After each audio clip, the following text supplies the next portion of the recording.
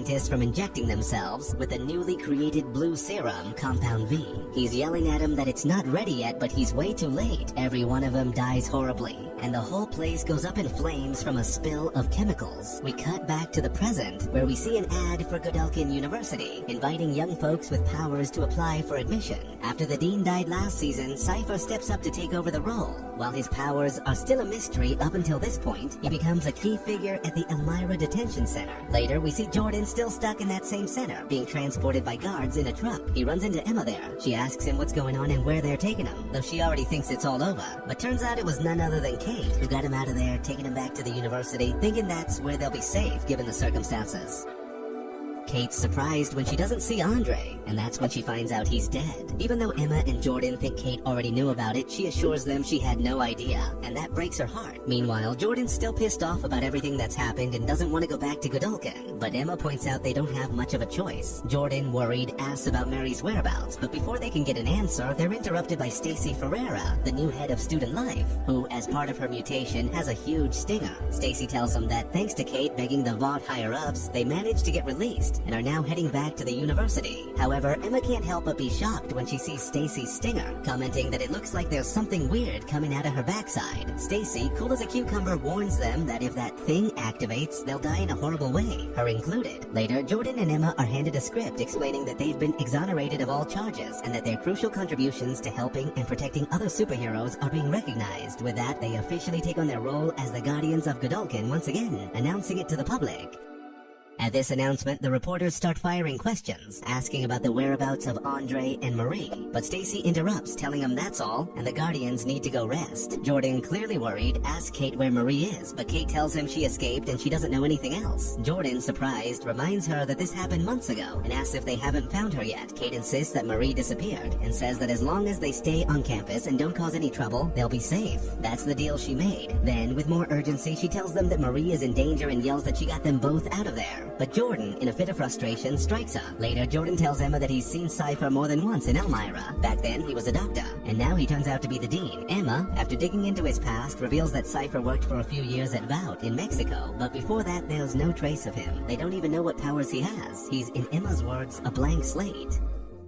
So, Emma tells him they need Marie, but Jordan, even though it's obvious he's worried, says they don't need her, though it's clear he's lying through his teeth. The conversation shifts to how they're gonna tell Andre's dad what happened, since he still thinks his son's in prison. But Jordan would rather they stay out of that, convinced it's not gonna do anyone any good. Kate confronts Cipher for not telling her about Andre's death and demands to know how it happened, threatening to call Homelander. Cipher, calm as can be, tells her to go ahead. He's actually curious to see how that turns out. When Kate tries to touch him to use her powers, he flips the situation, nearly crushing her hand in the process. At this point, it's pretty clear Cipher's a real piece of work. He makes it crystal clear who's in charge, and flat out demands she find Marie. Meanwhile, Marie's fighting to stay hidden while searching for her sister, Annabeth. She's holed up in a hotel making a ton of calls trying to find her, but every lead she gets goes nowhere. Right then, she finds out on TV that Emma and Jordan have come back to the university after being exonerated. Later on, Marie's efforts to stay low-key go right out the window when she decides to help a group of Starlighters, using her powers to take down a group of bullies. But things get real messy real quick when they recognize her, throwing her whole cover into jeopardy. Emma shows up at Polarity's place and asks if he knows about Andre. Polarity tells her he does, because he's still got friends working over at Vault. If that's the only reason she's there, he tells her to get lost, because he wants to be alone. Emma brings up Cipher, says he worked at Elmira, and that something's fishy, though they ain't sure exactly what. She asks if he knows anything about Cipher, but Polarity, clearly shaken by Andre's death, ain't interested in talking about it. He blames himself for getting Andre caught up in the Vault machine. Bitter, he tells her to stay away from the university, stay away from Vault, and basically anything related to them. Finally, he tells her to get the hell out of his house. Before leaving, Emma firmly tells him that Andre wouldn't have given up. College life seems to be getting back to normal, filled with excess, bad decisions, and parties. Emma's at one of these parties when Justine and Sam approach her, but Emma's reaction is defensive. She punches Justine, knocking her to the floor. Sam, worried, asks what's going on with her, but Emma shoots back, telling him that he's the one who went off the rails, causing a whole lot of pain, and that they're the ones who had to pay for it. Calm as ever, Sam proposes they make a deal to leave the past behind, and Emma, totally stunned, can't believe the audacity of his suggestion. Emma's still reeling from Andre's death. She doesn't need to force herself to throw up to change sizes anymore. Now it's all stress doing it. Sam, just as shaken by Andre's death, asks Kate if Andre's death was because of what they did. Kate, still controlling him with her powers, calmly assures him everything's under control, explaining her icy demeanor. Emma, trying to get back to her normal size, just can't seem to do it. Someone grabs her out of nowhere and drags her into the game, tossing her right into the drinks. Meanwhile, Marie's running from Dognut, who's following her trail straight to the hotel where she's staying. They face off in a brutal fight, and Marie uses her powers to trap him and drown him. But Dognut manages to break free, knocks her down, and hits her hard. The fight gets even more intense, and he's about to catch her when at the last second, Starlight herself shows up, and with guts saves the day. Marie, shocked, tells her she can't believe she's with Starlight, but Starlight tells her to just call her Annie. Curious, Marie asks how she found her, and Annie explains that someone filmed her taking out the home teamers. She advises her to be more careful, especially with Dognut still on her tail. Annie warns her that she can't keep running forever, but Marie, with a smile, responds that she's doing just fine at being on the run, adding a little humor to it. Annie, getting serious, tells her that while she may be running, she's doing it in some rough conditions, sleeping in dumps, and she's worried that Vaught's gonna find her and take down everyone who's helped her. Annie points out that she doesn't have much of a choice, but that she does. The folks at Vault made a deal with her friends, and they're probably gonna make one with her too. She suggests that Marie take that deal and head back to the university, because it's the safest place for her, and on top of that, they need her help. She asks Marie if she knows anything about Thomas Godolkin. Marie replies that she only knows he was a white guy who founded the university. Annie nods and says that yeah, Godolkin was Frederick Vaught's right-hand man, an ambitious guy who led a research program called Project Odyssey. It's believed that's the main reason the university even exists. They don't exactly know what he was researching, but they've got a source who told them that Vaught's plan is to restart the program, and it's crucial that Marie figures out what's going down so they can stop it. Marie, frustrated and a little pissed off, asks Annie if she's seriously expecting her to hand herself over to the corporation that kept her locked up for months, to go back to the university that tortured students, and to get involved in some useless search to find out what the hell Project Odyssey even is, when no one knows a damn thing about it. Annie admits that it's a desperate move, but she insists they're at war. However, Marie makes it clear that she's not going through that again. All she wants is to find her sister. Meanwhile, Emma, still at the party, sees a video showing the home teamers getting attacked. When she realizes that the attack came from Marie, she panics and starts searching for Jordan. When she finally finds him, she shows him the video. Emma decides to take an Uber to go look for Marie, but Jordan insists that she's gone, that she abandoned them. He points out that if Marie hadn't left, Andre wouldn't have done what he did. Emma explains that Marie just saw an opportunity to escape and took it, so she's going to go look for her alone. But in the heat of the moment, she convinces Jordan to come with her. What they don't know is that Kate's already aware of their plans. Eventually, Emma and Jordan track down Marie. She tells them not to worry about her and to enjoy their deal with the university. But Jordan, clearly pissed off, tells her that it was her who left them. He reminds her that they were in this together, and if the roles were reversed, he would have come back for her.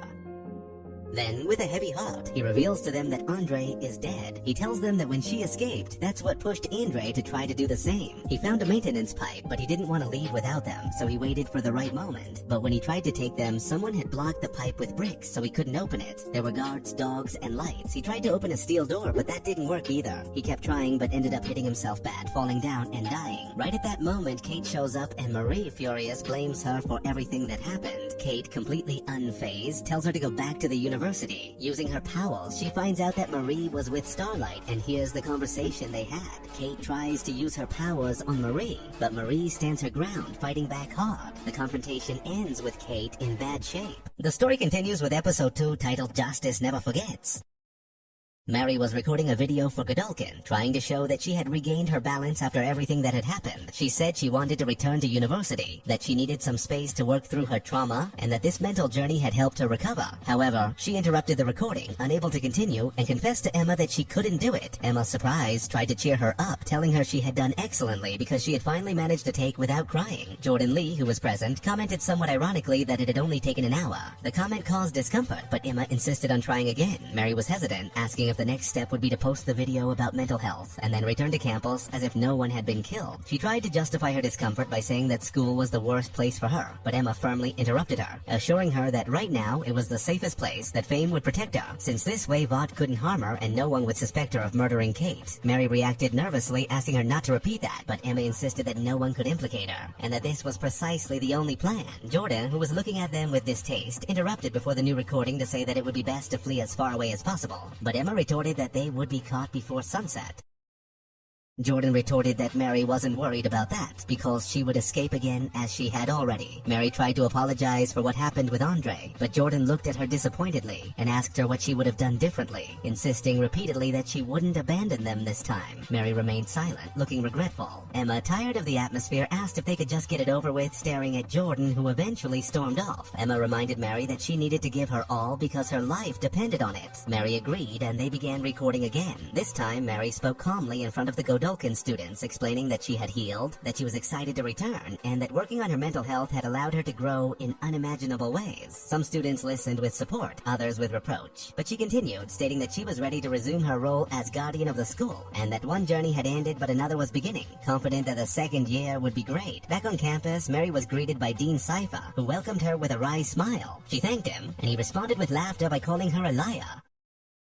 Confused, Mary asked him what he meant, and Cipher explained that he knew she could jump on the table and rip his throat out with her teeth at any moment because she had seen them watching him in Elmira. She admitted that she had, and Mary asks him what she was doing there. He tells her that he understands why she's upset, especially after what happened to Andre. He tells her he wasn't there, and that he probably feels too much guilt, but adds that it's not her fault. He says he doesn't know why she tried to escape given her condition, but Mari doesn't understand what he's saying, and asks what condition he has. Cipher tells her that when Andre used his powers, he suffered neural tears, and the more he used them, the worse the damage became. Mary didn't understand and accused him of lying, but Cipher pulled a file from his desk, Andre's medical record. It recorded the medical notes, the tremors, the migraines, the warnings of what would happen if he continued using his powers. He suggested she keep the document, because it might help her accept the truth as she returned to school. Mary, worried, took it and stood up from her chair. Before dismissing her, Cipher warned her to keep a close eye on Emma and Jordan because being a Godolkin guardian was a dangerous job. She asked what he meant, and he explained that Kate Dunlap had been attacked the night before. Thank God, he said. She was still alive, but she was in the hospital. Mary, surprised, asked if Kate was hospitalized. Cipher nodded, adding that she wasn't safe yet, and that they should pray for her, assuring her that because of their closeness, she would be the first to know if she woke up. At that hospital, Sam Riordan entered Kate's room accompanied by 2 nurses. They told him he shouldn't be there, but he replied that he had authorization from the dean. He began to ask them how Kate had ended up like that. One of them said she was found in that condition, and Sam demanded to know where. The other replied somewhere in Weehawken, New Jersey. Sam approached Kate's bed and spoke to her soothingly, assuring her that he was there for her, that she wasn't alone, that everything would be okay. At his words, Kate woke up and took the hand of one of the nurses. At that moment, the nurse spoke in a strange voice, as if possessed by the patient's power, saying that Emma should help. Sam, confused, asked what Emma had to do with it, but the other nurse, panicking, pressed the emergency button. Immediately, the possessed nurse attacked her colleague with an object in the face, making her scream in pain. The doctors rushed into the room, and Sam was forced to escape. In Mary's room, Jordan discovered Andre's medical record. He angrily confronted her, asking what it was. Mary tried to defend herself, saying she didn't know. Jordan claimed Andre had told her that the file must be fake, that Cipher was just playing with them, but Mary retorted that she believed it was real. Jordan, furious, said that Andre had tried to move that door back then, knowing it was practically suicide, and violently threw the file. Mary confessed that she didn't understand what Andre had been thinking, and Jordan yelled at her not to take her anger out on him. Mary apologized, but Jordan insisted that his apologies didn't change anything. Mary angrily replied that his constant attacks on her didn't either. It was then that Stacy, a student assistant, came in with her usual behavior, saying she should help with Andre's reintegration. She vomited honey into a jar and offered it to him, but when she refused, she simply handed him a schedule and her ID, warning him that they would be late for the optimization seminar. In the optimization classroom, Cipher greeted them, explaining that they were there because they were special, and asking if they knew why their powers worked. He assured them that the better they understood that origin, the easier it would be to rise in the rankings. The only way out of that classroom was to press a button, but to do so, they had to face Vicor. The doors closed, and the gigantic adversary entered, armed with a hammer. An intense battle ensued, in which Jordan saved Mary's life several times, until finally, thanks to a distraction that allowed Mary to control Biker's internal blood, Jordan managed to press the button and emerge victorious. Cipher appeared afterward, reminding them that they would return next week, and that they weren't just students, but soldiers. He told them they were there to maximize their powers, because under the right conditions, they could still develop. Anyone who couldn't handle that pressure didn't belong in the school. He warned them that he would watch them closely, that there was little that escaped his notice, and that the goal was to bring out the capacity he expected of them. Emma, elsewhere, was caught by Polarity taking some pills. He accused her of using drugs at school, but she defended herself by saying that Xanax wasn't the same as it was, and that she needed it for her anxiety. He led her into a room to talk. There, he admitted that Emma was right. Staying home with a bottle of whiskey dishonored Andre's memory, and it was time to get up and take action. Emma, excited, hugged him, confessing that she had felt alone because she was the only one who wanted to do something, and that having an adult around was a relief. Polarity asked if Cipher had been to Elmira, and when he confirmed that he had, he commented that it was suspicious that no one knew who he was, or what his powers were, mentioning something called Odessa. Polarity became agitated, saying that he wanted to kill him, burn down the school, and destroy Seven's tower. Emma tried to calm him down, telling him that it was best to investigate before acting, but he insisted that everything was clear. She convinced him to keep a cool head, reminding him that Andre said he was the smartest man, and that it was time to be that bright man. He finally agreed and asked her for more details about Odessa. Emma said she didn't know, but Starlight wanted Mary to look into it, claiming the school was founded for that reason. That night, in Mary and Jordan's room, they both reflected on their experiences at the seminary. Mary thanked him for saving her life and tearfully confessed that it had been a mistake to abandon them because perhaps Andre would still be alive. Jordan assured her it wasn't her fault. She insisted she should have gone back, but Jordan admitted that she should have stopped Andre because she always knew it was a bad idea. They both shared the guilt and sadness until Jordan confessed that perhaps it was easier to be angry with Mary than to face the fear of losing her. Mary placed one of her hands on his leg, promising him that he wouldn't lose her. They brought their faces together and kissed passionately. Meanwhile, Polarity and Emma visited Rememberer. At first, he refused to give them access to Thomas Godolkin's archives, but Emma, enthusiastic like a fan, convinced him by reminding him of his old show and sharing memories. They both mimed the famous phrase, "Justice never forgets," and Emma praised him as a legend. Moved, Rememberer made an exception and granted them access to the archives. During the search, Emma discovered a secret passageway containing documents about Odessa. The excitement caused her to grow in size at will for the first time, setting off alarms. Polarity apologized to Rememberer, and they managed to escape. That same night, Mary and Jordan shared intimate moments, fantasizing about having a simple date and kissing as they went to Mary's room to do odd jobs. Emma, on the other hand, ran through the halls to share her discovery, but she ran into Sam. He cornered her, accusing her of the attack on Kate. He told her he'd been at the hospital, that Kate possessed a nurse, and called her name. Emma denied it, but Sam insisted it was no coincidence that she and Mary had arrived that very day. He reproached her for doing that to Kate, who had helped them escape from Elmira, and that she didn't deserve it. Emma retaliated, saying he needed to wake up, that Kate had manipulated both him and his brother, that she was the reason he was locked up and Andre died. She approached him and told him she wasn't his friend. Sam remained silent, speechless, as Emma warned him that sooner or later he would have to accept the consequences of his actions. Outside the campus, a crowd was clamoring for justice for Kate. Mary and Jordan went outside to ask what was happening, and a man explained that they had finally found the perpetrator of the attack. At that moment, Emma arrived with a file in her hand, revealing that Odessa was actually Mary. Meanwhile, in the hospital room, Kate woke up, startled by the chaos, and Cipher came in asking her what she had been doing. At this moment, everything continues with the arrival at Godolkin University, where suddenly we see her consuming a large number of pills just to get in, while wearing a credential that makes it clear she is human. The unsettling part is that, after being inspected by the powered staff, she is unexpectedly allowed to enter. Next, her workday in the cafeteria begins, and then it happens. One of the powered students, a devoted follower of Homelander, notices she carries posters supporting the resistance. Disturbingly, as punishment, he spits his acidic saliva over her tip jar and even takes merchandise without paying. The scene shifts. Marie gazes at a childhood photograph, but what becomes clear is that she is not Odessa. What follows is Jordan, who warns that in her friend's parents' records it states they died, but the cause is never revealed. Suddenly, Polarity appears, claiming Marie is a survivor, something he believes is valuable for his cause, at least according to Starlight's words. The troubling part is that Jordan does not know whether to blindly trust, for it makes no sense that Starlight would send Marie to search for Odessa in Godolkin if, in the end, Marie herself were that very person. Even so, Marie decides to continue with the search, and for that she intends to track down her Aunt Pan. Before everyone leaves, Polarity stops Emma to ask her about the records in the files. She misunderstands and thinks he is referring to the moment he saw her naked when she grew giant, but then Polarity explains what actually worries him is the fact she vomited a large amount of fluids when shrinking back down. Emma reassures him that she almost has it under control, and there is nothing to worry about. The scene now reveals another detail. Before the meeting, Marie confides to Jordan that she harbors resentment toward her aunt, since in the past she allowed her to remain in the orphanage while she tried to adopt Annabeth. Suddenly she changes the subject and suggests talking about what happened the previous night, but Jordan believes it is not the right time. Later, through a TikTok live stream, the next thing we see is Kate returning to Godolkin, welcomed like a queen by the students. However, the overwhelming flood of thoughts starts affecting her, until Stacy steps in to guide her, announcing that Vogt has bought her a new wig made from virgin hair of Norwegian twins.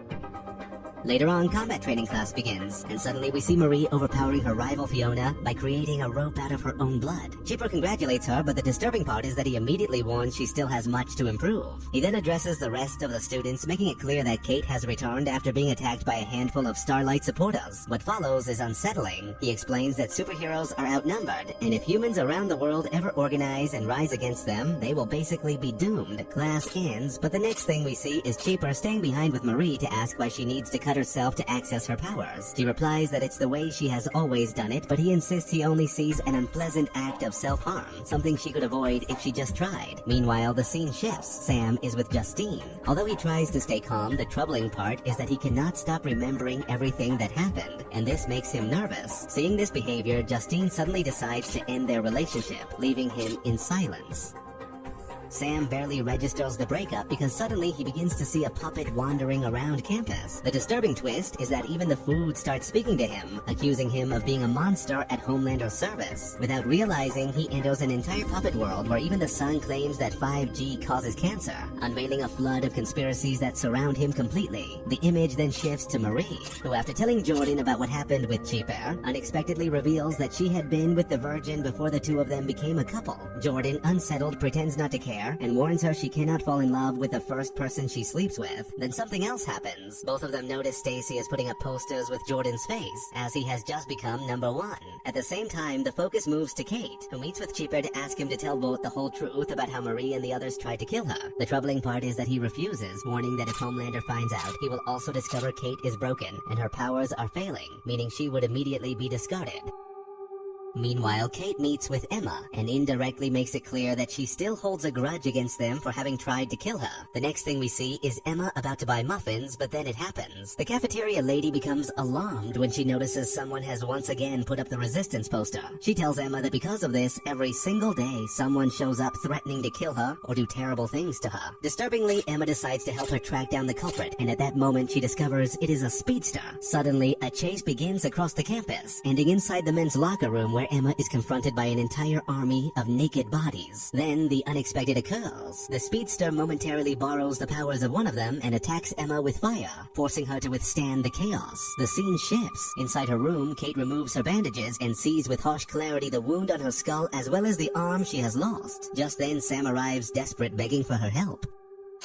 Sam explains to Kate that he still feels people in his mind and pleads with her to use her powers to calm him. The troubling part is that Kate refuses, saying she will not keep hurting people the way she did with Luke. Faced with this, Sam storms out, and the next thing we see is him taking out his rage on the objects in his room. Suddenly, Jordan intervenes, trying to calm him down, but the situation escalates into a full-blown fight between them. Finally, once they reach the courtyard, Jordan warns him firmly that he only wants to help. The tension eases as Sam calms down, admitting he just wants to forget and confessing he now believes Luke was right to walk away. However, Jordan convinces him not to follow his brother's same path. The image then changes. Marie arrives at her aunt's house, where she is received with coldness and distance. She asks about Annabeth, but Pam claims not to know her whereabouts. Then Marie shows her the photograph from the Odessa file. Pam insists she has never heard the name, but reveals the photo was taken at the fertility clinic where Godolkin University covered all expenses.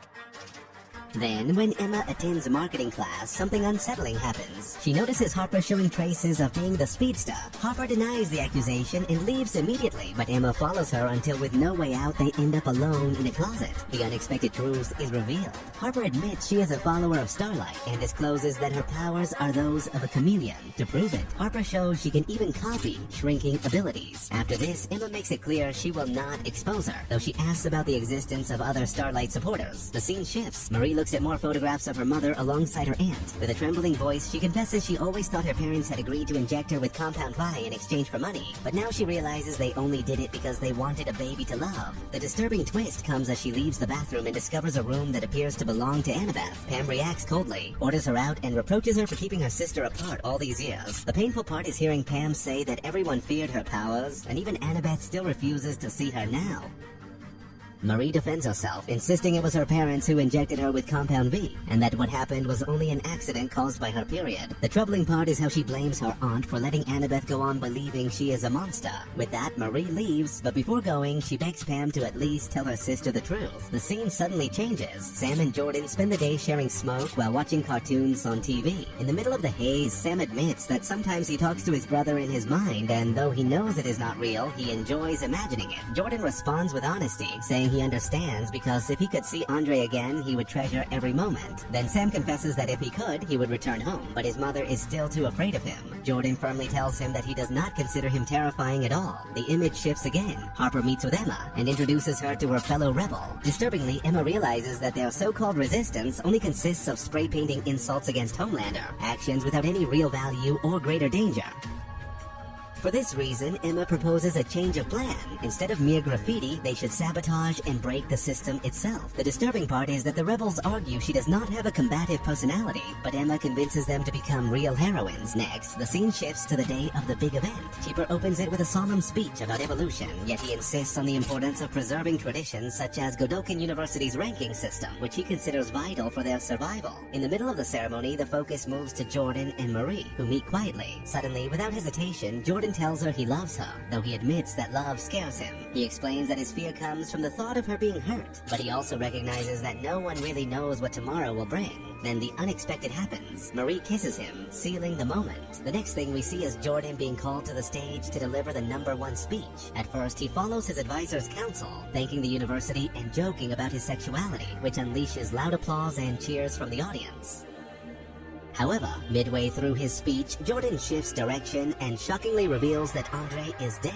With steady voice, he explains Andre lost his life inside the university because of his own powers, and that Walt does not want anyone to know. The atmosphere turns heavy, but Jordan refuses to stop. He declares that despite everything, Andre died as a hero, giving his life in an attempt to set them free. The unsettling twist comes when Jordan exposes another hidden truth. Vought wants everyone to believe Kate was attacked by Starlight supporters, when in fact those supposed enemies were nothing more than puppets, manipulated and executed by the corporation itself. The audience explodes in anger, chaos rising with shouts and outrage echoing through the event. Yet Jordan holds his ground, pressing on with an even more disturbing confession. She herself was one of Kate's attackers. The revelation shocks everyone present, multiplying the turmoil and confusion. Each word cuts deeper into the polished facade of Godolkin University, and the fragile narrative Vought has built begins to crumble, leaving the crowd in disbelief and fury as the truth spreads